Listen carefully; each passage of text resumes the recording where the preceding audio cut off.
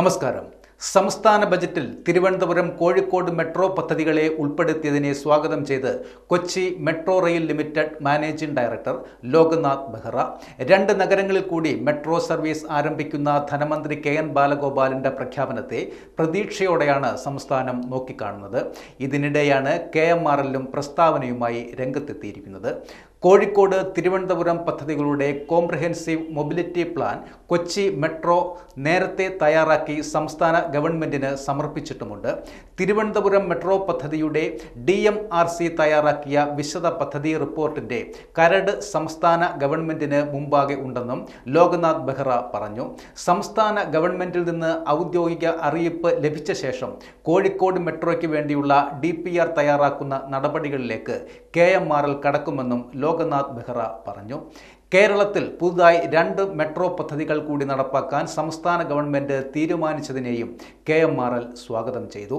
കൊച്ചി മെട്രോയുടെ വികസനം തുടരുന്നതിനൊപ്പം തിരുവനന്തപുരം കോഴിക്കോട് മെട്രോയും സംസ്ഥാന സർക്കാരിൻ്റെ പരിഗണനയിൽ ഉണ്ടെന്നായിരുന്നു ബജറ്റ് പ്രസംഗത്തിൽ ധനമന്ത്രി പറഞ്ഞത്. കൊച്ചി മെട്രോയുടെ വികസനം തുടരും. അതിവേഗ റെയിൽവേ പാതയ്ക്കും ശ്രമം തുടരും. തിരുവനന്തപുരം കോഴിക്കോട് മെട്രോയും പരിഗണനയിലുണ്ട്. തിരുവനന്തപുരം മെട്രോയുടെ പ്രാരംഭ നടപടികൾ 2025-26 സാമ്പത്തിക വർഷത്തിൽ തന്നെ ഉണ്ടാകും. തിരുവനന്തപുരം കോഴിക്കോട് മെട്രോ പദ്ധതികൾ നേരത്തെ തന്നെ സർക്കാരിൻ്റെ പരിഗണനയിലും ഉണ്ടായിരുന്നു. കൊച്ചി കഴിഞ്ഞാൽ സംസ്ഥാനത്ത് മെട്രോ സൗകര്യം ആവശ്യമുള്ള നഗരങ്ങളാണ് തിരുവനന്തപുരവും കോഴിക്കോടും. 2 നഗരങ്ങളിലും മെട്രോ എത്തുന്നതോടെ ഇവിടങ്ങളിലെ ഗതാഗത കുരുക്കിനും പരിഹാരമുണ്ടാകും. തിരുവനന്തപുരം മെട്രോയുടെ പ്രാഥമിക നിർമ്മാണങ്ങൾ ഈ വർഷം തന്നെ നടത്തുമെന്ന് മന്ത്രി KN ബാലഗോപാൽ വ്യക്തമാക്കിയിട്ടുമുണ്ട്. ഇതു സംബന്ധിച്ചുള്ള നടപടികൾ വേഗത്തിൽ പൂർത്തീകരിക്കാനും സർക്കാർ ലക്ഷ്യമിടുന്നുണ്ട്. കോഴിക്കോട് മെട്രോ DPR തയ്യാറാക്കാൻ KMRL. നഗരങ്ങളിൽ പ്രതീക്ഷയുടെ പാതയും ഒരുങ്ങുന്നു.